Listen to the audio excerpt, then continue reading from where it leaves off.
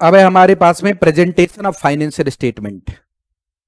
इस टेंडर की रिक्वायरमेंट क्या है? ये जनरल पर्पस फाइनेंशियल स्टेटमेंट की बात करता है। जनरल पर्पस का मतलब होता है वो फाइनेंशियल स्टेटमेंट जो सब यूजर के नीड को पूरा करे।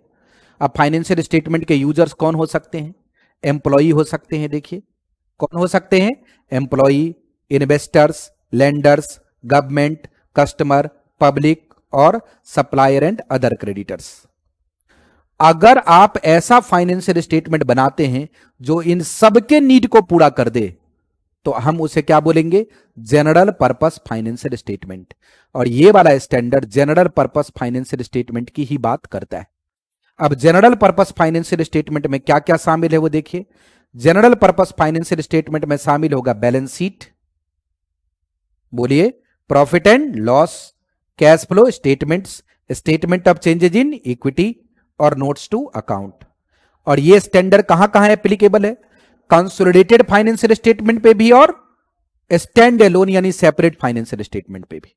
बट याद रहे ये स्टैंडर्ड एप्लीकेबल नहीं होता कहां पे? Interim financial statement.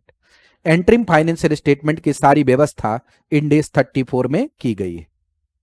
अब यहां पे आ जाएंगे, इस स्टैंडर्ड में जो भी टर्म यूज हुआ है उस टर्म का यूज प्रॉफिट ऑर्गेनाइजेशन और PSU को ध्यान में रखते किया गया है। लेकिन आप इस स्टैंडर्ड को NPOP भी यूज कर सकते हैं सुइटेबल मॉडिफिकेशन के साथ। बात समझ में आई? Requirement of this standard is minimum. इस स्टैंडर्ड में जो लिखा हुआ मिनिमम रिक्वायरमेंट है। अच्छा, मुझे किसी ने क्वेश्चन भी पूछा था इस पे कि अगर ये मिनिमम रिक्वायरमेंट है तो बताएं अगर हमारे कंपनी के अंदर वो ट्रांजैक्शन ही नहीं है, जैसे आगे हम बैलेंस शीट में हेड्स वगैरह की बात करेंगे, वो कहता वो मेरे पास है ही नहीं, कहते इन्वेस्टमेंट प्रॉपर्टी दिखाओ, मेरे पास है ही नहीं, तो क्या तब भी दिखाना जरूरी है? नहीं। अगर आपकी एंटिटी में है तब इसमें जो जो लिखा है वो दिखाना मिनिमम रिक्वायरमेंट है। उससे ज्यादा दिखाएंगे तो कोई दिक्कत की बात नहीं है। फाइनेंशियल स्टेटमेंट में हम क्या क्या प्रेजेंट करते हैं? एसेट्स, लायबिलिटी, इनकम, एक्सपेंसेज और इक्विटी। फाइनेंशियल स्टेटमेंट के फीचर्स क्या हैं? ट्रू और फेयर। हमने इसके ऊपर बहुत डिस्कशन किया था, आपको याद है। ट्रू और फेयर का क्या मतलब है? ट्रू और फेयर जो वर्ड है उसका कोई एक्सप्लेनेशन हो ही नहीं सकता, इसलिए स्टैंडर्ड ने बहुत ही क्लियर एक्सप्लेनेशन दिया, बहुत ही सिंपल और क्लियर एक्सप्लेनेशन। और एक्सप्लेनेशन क्या है कि अगर आपने स्टैंडर्ड के हिसाब से बना दिया स्टेटमेंट तो हम मान लेंगे ट्रू और फेयर हो गया। मतलब अगर आपने इंड AS की कंप्लायंस कर दी, आपने IFRS की कंप्लायंस कर दी, इसका मतलब ट्रू और फेयर हो गया। अब ट्रू और फेयर के लिए और कुछ बताने की आवश्यकता नहीं।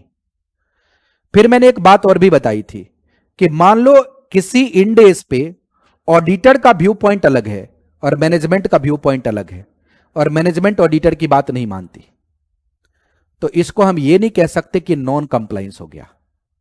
ऑडिटर उस बात के लिए डिस्क्लेमर दे सकता है बट वो नॉन कंप्लायंस नहीं है, तब भी ये माना जाएगा कि स्टैंडर्ड कंप्लाइंट ही है। मतलब इंड AS के हिसाब से ही स्टेटमेंट बना है, वो इंटरप्रिटेशन का डिफरेंस है, वो स्टैंडर्ड नॉन कंप्लायंस का इशू नहीं है। बात समझ में आई? इसके ऊपर हमने एक क्वेश्चन भी किया था बट उसको मैं रिवीजन में नहीं ले रहा हूं क्योंकि वो बहुत इंपॉर्टेंट नहीं। आपको यह भी बताया था कि अगर मैनेजमेंट चाहे तो अकाउंटिंग पॉलिसी से कभी कभी डिपार्ट कर सकती है, लेकिन यह वाली बात इंड AS 8 से रिलेट करती है, क्योंकि इंड AS 8 में आप चाहें तो अकाउंटिंग पॉलिसी बदल सकते हैं, और अकाउंटिंग पॉलिसी आप रिलेवेंट और रिलायबल इंफॉर्मेशन के बेसिस पे भी बदल सकते हैं। बट याद रहे कि अगर आप अकाउंटिंग पॉलिसी बदलेंगे तो आपको कई बातें लिख के दिखानी पड़ेगी। आपने अकाउंटिंग पॉलिसी क्यों बदली है, फाइनेंशियल स्टेटमेंट पे उसका क्या इंपैक्ट गया, और डिपार्चर देंगे डिस्क्लोजर, जो डिपार्चर किया आपने उसका क्या देंगे? डिस्क्लोजर। कंप्लायंस ऑफ स्टैंडर्ड का मतलब है कि आपने एक्सप्लिसिट और अनरिजर्व स्टेटमेंट दिया है। अब आ जाता है गोइंग कंसर्न। गोइंग कंसर्न का क्या मतलब है? गोइंग कंसर्न का मतलब है मैनेजमेंट जो भी अकाउंट बनाएगी वो मानते हुए बनाएगी कि ये कंपनी चलती रहेगी, लेकिन अगर आपको यानी ऑडिटर को या मैनेजमेंट को कभी भी ऐसा लग जाए कि यह कंपनी बंद हो सकती है तो आपको गोइंग कंसर्न का असेसमेंट करना पड़ेगा। हमने बहुत सारे पॉइंट्स चेक किए थे, लाइबिलिटी की पेमेंट नहीं कर पा रहे हैं आपकी नेट करंट लाइबिलिटी बन रही है, नेट करंट एसेट्स नहीं आ रहा, डेट इक्विटी का मिक्स बदल गया, किसी ने आपके ऊपर इंसॉल्वेंसी के केस फाइल कर दिए, कैश फ्लो नेगेटिव हो रहा है।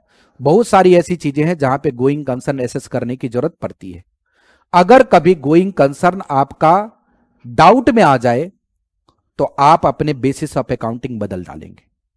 बात समझ में आई? यस और नो? कम से कम 12 महीने के लिए गोइंग कंसर्न एजम्पशन का वैलिड होना जरूरी है। इसके ऊपर एक बड़ा सा केस भी था,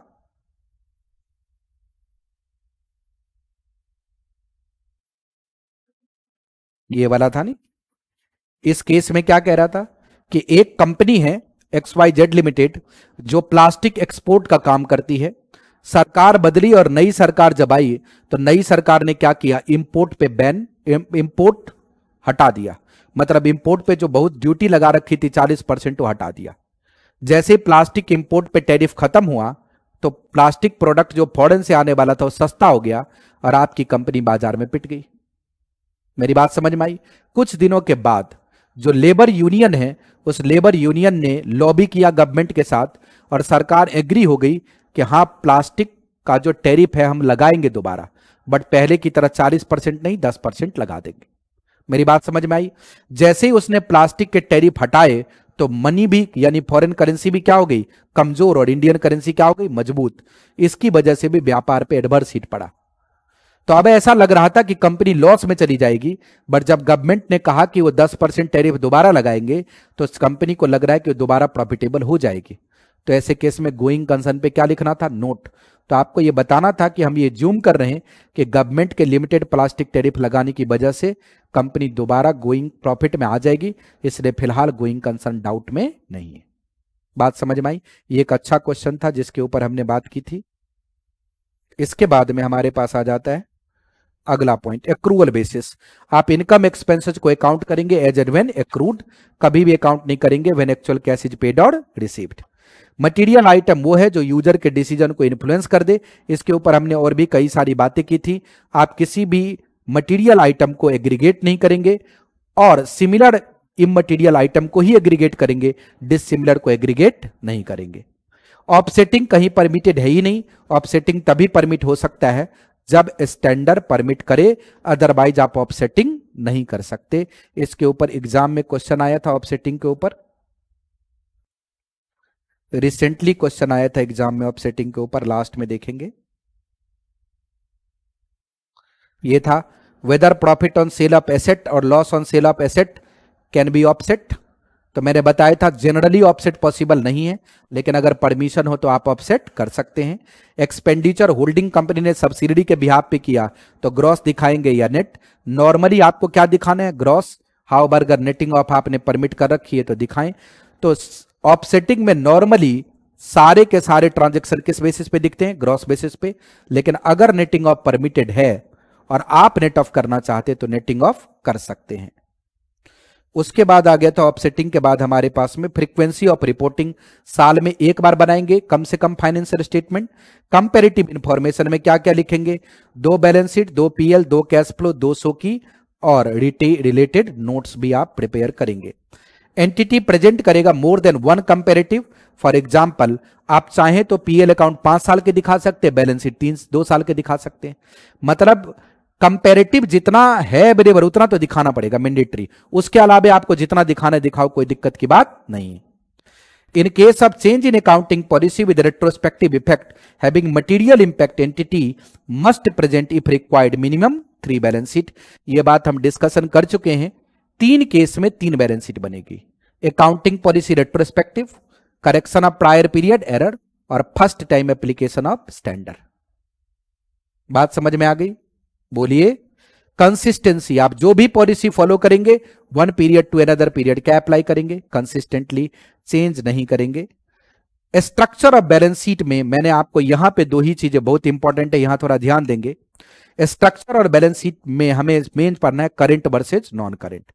करंट और नॉन करंट के ऊपर हमारे पास एग्जाम में बहुत सारे सवाल आते हैं। तो करंट और नॉन करंट में क्या है, अगर आपके पास में इसमें से एक भी कंडीशन सेटिस्फाई हो जाए तो क्या बोलेंगे, करंट, एल्स क्या बोलेंगे, नॉन करंट। अगर एसेट की बात करें तो ऑपरेटिंग साइकिल में रियलाइज हो जाए, लाइबिलिटी की बात करें तो क्लोज हो जाए। अगर एसेट की बात करें तो 12 मंथ में रियलाइज हो जाए, लाइबिलिटी की बात करें तो 12 मंथ में क्लोज हो जाए। अगर एसेट लाइबिलिटी दोनों की बात करें और ट्रेडिंग के लिए हेल्ड हो। अगर आपने किसी आइटम को कैश कैश इक्विवेलेंट क्लासिफाई किया तो वो क्या है? करंट। याद रखें एक केस में वो करंट नहीं है, जब आपने उसको रखा है नॉन करंट लाइबिलिटी के सेटलमेंट के लिए। अगर एंटिटी के पास में कोई unconditional right to defer payment of liability नहीं है तो आप ये मानेंगे कि लाइबिलिटी क्या है? करंट। याद रखें कि अगर लाइबिलिटी का इक्विटी में भी कन्वर्जन हो जाएगा उससे कोई फर्क पड़ने वाला नहीं। अब देखिए यहां पे asset liability not classified as current is always क्या बोलते हैं उसे? Non current. ऑपरेटिंग साइकिल का मतलब क्या है? आपने कोई चीज प्रोक्योर किया तब से लेकर के और बेच करके पैसा रियलाइज किया तब तक को आप क्या बोलेंगे? Operating cycle. अगर आपके पास ऑपरेटिंग साइकिल की कोई जानकारी ना हो तो आप ये मान के चलें कि 12 महीने का जो मंथ है वो ऑपरेटिंग साइकिल डीम्ड है। क्लियर है?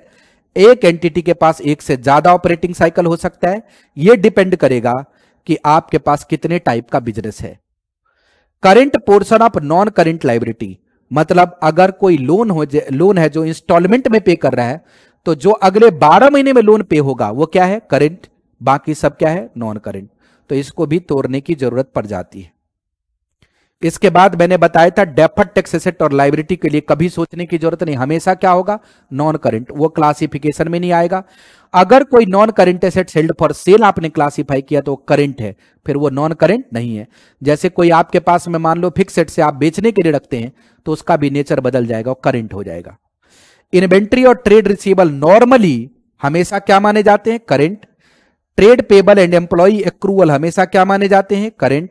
Long term finance are not taken for working capital requirement and and classified as non current. Long term finance हम वर्किंग कैपिटल के लिए नहीं लेते और नॉर्मली उसे क्या मानते हैं? Non current. ये जनरल एजम्पशन है। स्पेशल नोट बहुत इंपॉर्टेंट था यहां पे, refinancing and roll over.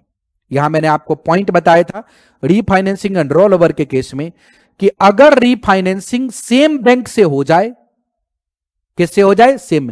Actual होना चाहिए बैलेंस शीट डेट पे। जैसे आपका कोई लोन ड्यू है फॉर पेमेंट और आप कहते नहीं मैं लोन लेकर के दोबारा उसको आगे खिसका दूंगा, इसलिए उस लायबिलिटी को करंट मानने की जरूरत नहीं। तो स्टैंडर्ड कहता है अगर आपके पास ऐसे कॉन्ट्रैक्ट सेम बैंक से बन गए हैं तब तो हम मान लेंगे कि लायबिलिटी करंट नहीं है, अदरवाइज लायबिलिटी क्या मानी जाएगी? करंट। इसके ऊपर क्वेश्चन भी था, याद है आपको? क्वेश्चन था इसके ऊपर, ये देखिए। An entity has taken loan facility from bank that is repaid within the period of 9 महीना। 9 महीना बचा है मतलब करंट हो गया। From the end of the reporting period, prior to the end of reporting period, the entity and bank enter into arrangement whereby existing outstanding loan unconditionally roll into the new facility which expire after 5 year। कह रहा company ने इस loan को role का मतलब क्या होता है? चेंज करने के लिए कॉन्ट्रैक्ट बना लिया है और अब 5 साल बाद देना पड़ेगा। मतलब जिस दिन पेमेंट का ड्यू डेट आएगा आपको कुछ नहीं करना, बैंक खुद ही नया लोन दे देगा, पुराने लोन को क्लोज कर देगा। मतलब वो लोन ऑटोमेटिक क्लोज हो जाता है।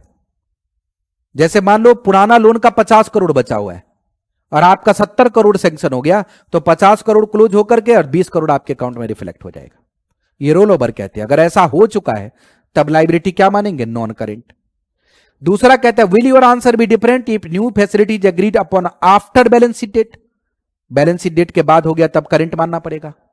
बोलिए will your answer to a become different if existing loan facilities from one bank और न्यू अलग बैंक से है।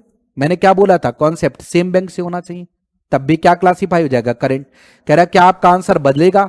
अगर कोई टाई अप नहीं हुआ, अभी पोटेंशियल है तो पोटेंशियल से कुछ होता जोता नहीं है।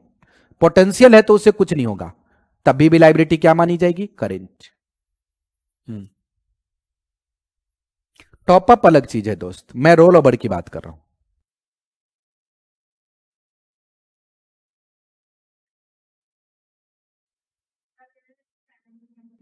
आपने बैंक से मान लो पीएनबी से लोन ले लिया 10 करोड़ का, अब 5 साल के लिए लिया था, अब कल पेमेंट की ड्यू डेट है, मतलब मान लो 4-5 महीने में पेमेंट देनी है तो लायबिलिटी करंट है क्योंकि 12 महीने से कम में पेबल है।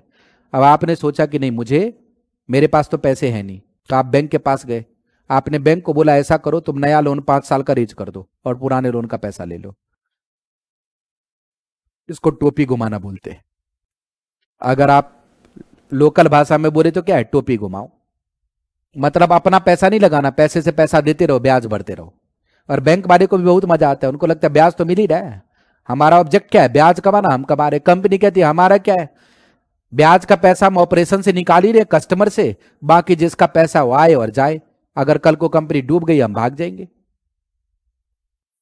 यही हो रहा है एक्चुअल में, और क्या है। ब्रीच ऑफ मटेरियल प्रोविजन, अगर कोई लॉन्ग टर्म लोन आपने लिया और उसका कोई टर्म से जिसको ब्रीच कर दिया, तो ये स्टैंडर्ड कहता है कि लाइबिलिटी करंट, मतलब वो नॉन करंट लाइबिलिटी करंट बन गई। जैसे आप एसबीआई से लोन लेने गए, एसबीआई ने आपको 100 करोड़ लोन दिया, बोला 31 मार्च तक 100 करोड़ इक्विटी भी होनी चाहिए, हम 1:1 रखना चाहते। अब 31 मार्च तक अगर इक्विटी नहीं होगी तो हम आपसे पैसे वापस मांग लेंगे। अब आपके पास इक्विटी हुई नहीं तो लोन का टर्म क्या हो गया, ब्रीच हो गया। अब अगर लॉन्ग टर्म लोन अरेंजमेंट में ब्रीच आ गया, मतलब वो कंडीशन ब्रेक हो गया, तो वैसे सिचुएशन में अब सवाल यह आएगा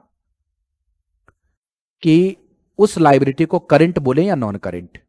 यहां पे IAS 1 तो क्लियर है, वो कहता है करंट हो गया। इंड AS 1 ने थोड़ा कार्व कर दिया, वो कह रहा है कि अगर आपके अकाउंट अप्रूवल डेट तक भी बैंक ने कह दिया कि हम आपसे पैसा नहीं लेंगे, तो हम नॉन करंट मान लेंगे। बात समझ में आई। लेकिन अगर तब तक नहीं बोला तो फिर क्या हो जाएगा, करंट। ये थोड़ा सा डिसिमिलरिटी है दोनों स्टैंडर्ड पे, और इस पे भी बहुत क्वेश्चन आए हैं, कई बार क्वेश्चन आए हैं इस पे। जैसे देखिए,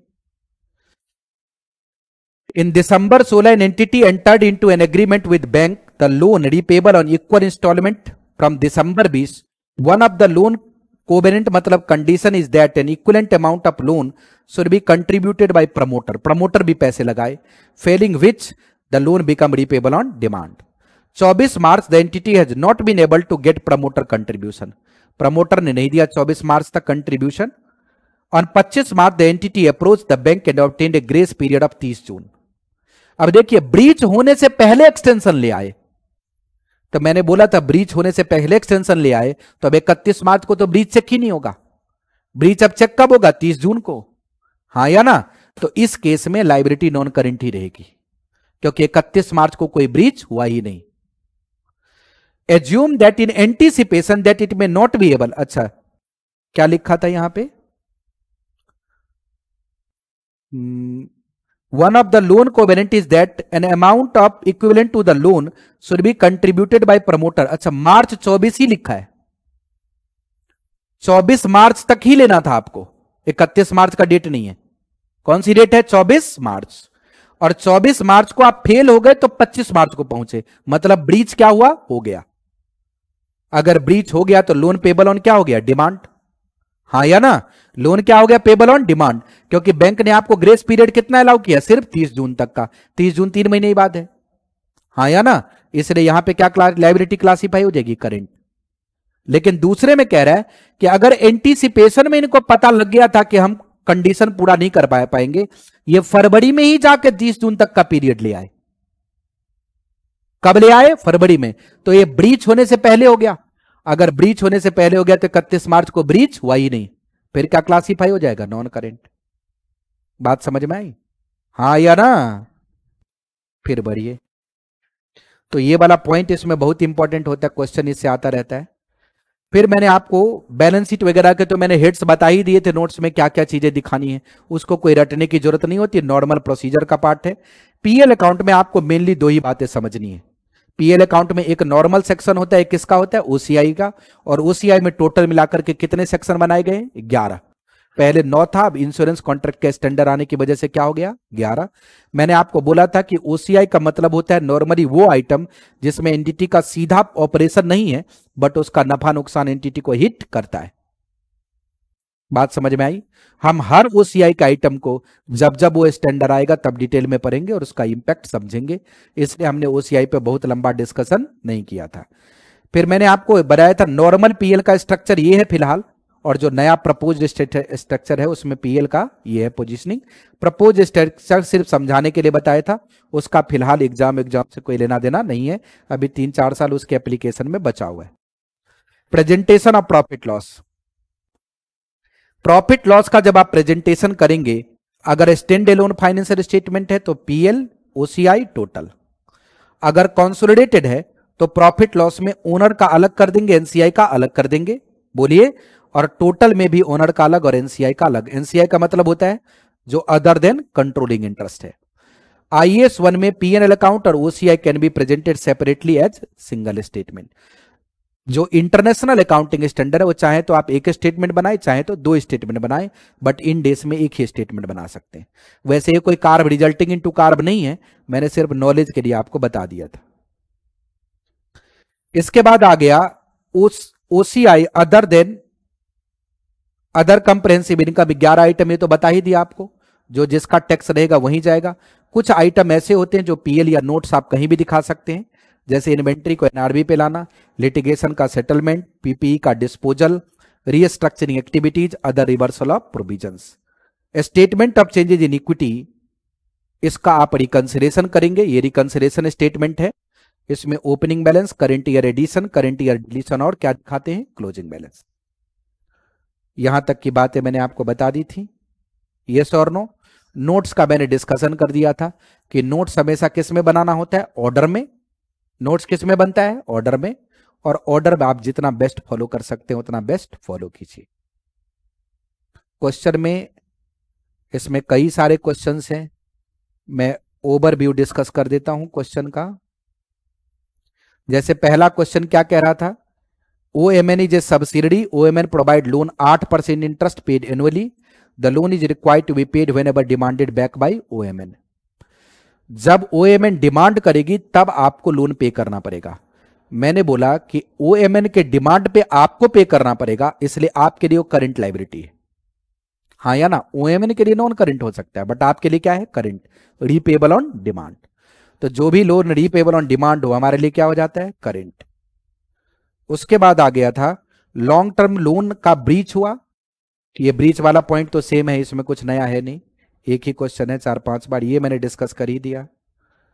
इलेक्ट्रिसिटी डिपॉजिट, मैंने बोला जब आप लाइन डिस्कनेक्ट करोगे तभी पैसा मिलेगा, बट बिजनेस में ऐसा होता नहीं है, इसलिए इलेक्ट्रिसिटी डिपॉजिट क्या बोलते हैं, non current. Tender deposit earnest money, tender deposit earnest money अगर 12 महीने में क्लीन हो जाएगा तो करेंट, अदरवाइज नॉन करेंट। अगर जीएसटी पेड अंडर प्रोटेस्ट है 12 महीने में हो जाएगा तो करंट, अदरवाइज नॉन करंट। ये वाला आपको सिर्फ एक बार मैच कराना था, इसमें नया कुछ है नहीं। ये वाला पॉइंट कह रहा है XYZ is into the manufacturing of tractor part, mainly supplying component of original manufacturing. The company does not have any subsidiary joint venture associate, कुछ भी नहीं है। During the preparation of financial statement for the year 31 March the account department is not sure about treatment presentation of below item. कुछ item का treatment उनको समझ नहीं आ रहा, आपसे पूछ रहे हैं। There are qualification in audit report of the company with reference to 2 Ind AS. Audit report में क्वालिफिकेशन लगा हुआ है, तो ऑडिट रिपोर्ट में क्वालिफिकेशन लगने का क्या मतलब है। मैंने आपको बोला था ऑडिट रिपोर्ट में क्वालिफिकेशन आप लिख सकते हैं, बट इसका मतलब नॉन कंप्लायंस नहीं होता। हो सकता है आपकी बात से मैनेजमेंट एग्रीड ना हो, इसलिए आपने क्वालिफिकेशन डाल दिया। It is mandatory to word stand alone before each of the component of financial statement, जरूरी नहीं। स्टैंड एलोन लिखना जरूरी नहीं है, मतलब स्टैंड एलोन है तो है, एक ही कंपनी है तो स्टैंड एलोन ही है, लिखने की कोई आवश्यकता नहीं है। Companies Indian company preparing presenting statement in rupee, is it necessary to write up the financial statement presented in rupee. जो फंक्शनल करेंसी होती है फाइनेंशियल स्टेटमेंट उसी में प्रेजेंट होता है। The company is having turnover 180 crore, the company want to present the absolute figure in the financial statement because for tax purpose tax related findings and other internal पर company need to figure absolute amount. Absolute amount दिखाने में कोई दिक्कत नहीं है, rounding off का option है, but आप चाहें तो एब्सोल्यूट दिखाएं। Company had sales transaction with 10 related party, वो कह रहे पिछले साल 10 से था, आपकी बार 6 से है, तो कितना रिडक्शन हो गया, 4। तो क्या उसका कंपैरिजन नहीं दिखाएंगे, उसका कंपैरिजन आप क्या करेंगे, उसका कंपैरिजन दिखाएंगे, क्योंकि अगर नहीं दिखाएंगे तो कंपैरिजन गलत हो जाएगा। बात समझ में आई। अगर पिछले बार 10 था, अब की बार 6 है, अगर पिछले बार वाला नहीं दिखाएंगे तो कंपैरिजन में दिक्कत होगा, इसलिए कंपैरिजन दिखाइए।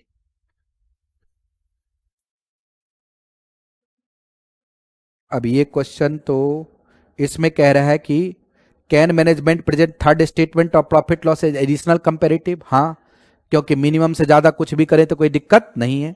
If management present third statement of P&L, तो क्या उसके पास और भी स्टेटमेंट बनाना जरूरी है? The answer is no. Additional statement अपनी मर्जी से बनाते हैं, जो मर्जी बनाए जो मर्जी ना बनाए। Can management present third statement of profit loss only as additional comparative in general purpose financial statement without furnishing other component? Yes. तो ये सारे सिंपल सिंपल ही क्वेश्चन है। फिर ये कह रहा था कि आपके पास में फाइनेंशियल ईयर 11-12 है, आपने गलत रेवेन्यू 10 करोड़ बुक कर दिया, टोटल रेवेन्यू 11-12 में 80 करोड़ है। However while finalising account of 12-13 it discovered, 12-13 में जाके गलती का पता लग गया। तो बताओ गलती हुई कब थी? 11-12 में। पता कब लग गया? 12-13 में। तो 12-13 का जब अकाउंट बनाएंगे तो 11-12 का तो कंपेरेटिव दिखाएंगे ही, तो कंपेरेटिव ही ठीक हो जाएगा, फिर तीसरे बैलेंस शीट की कोई जरूरत नहीं है। तीसरी बैलेंस शीट तब प्रिपेयर होती है जब गलती पिछले साल से पहले की हो। तो यहां पे और कुछ बात है नहीं। ये वाला जो क्वेश्चन नंबर 12 था करंट नॉन करंट पे ही था, बोलिए। उसके बाद में ऑफसेटिंग के पॉइंट्स थे, ये कुछ मैंने एसीसी वाले क्वेश्चन डाल दिए थे। इस बारे में सिर्फ ये बनाना था कौन सा ओसीआई में जाएगा और कौन सा ओसीआई में नहीं जाएगा। लिस्ट मैंने बताया था, उससे ओसीआई और नॉन ओसीआई का क्लासिफिकेशन हो जाएगा। ये वाला फिर से वही लॉन्ग टर्म ब्रीच वाला ही क्वेश्चन है। ये वाले क्वेश्चन में आपको क्लासिफाई करना है करंट वर्सेज नॉन करंट, और ये सब मैंने करा ही दिया। तो इस स्टैंडर्ड के अंदर दो ही बातें इंपॉर्टेंट थी मेनली, एक लॉन्ग टर्म ब्रीच, एक रीफाइनेंसिंग रोल ओवर, और एक current versus non current for the purpose of examination, बाकी बातें समझने के लिए। ऑफसेटिंग का मतलब होता है क्या एसेट बेचा और एसेट खरीदा तो दोनों को नेट कर सकते हैं? नॉर्मली नहीं। आपके पास डेरिवेटिव लायबिलिटी भी और एसेट भी है, दोनों को नेट कर सकते हैं? नॉर्मली नहीं, बट अगर स्टैंडर्ड परमिट करता है तो आप कर सकते हैं। बहुत बहुत धन्यवाद।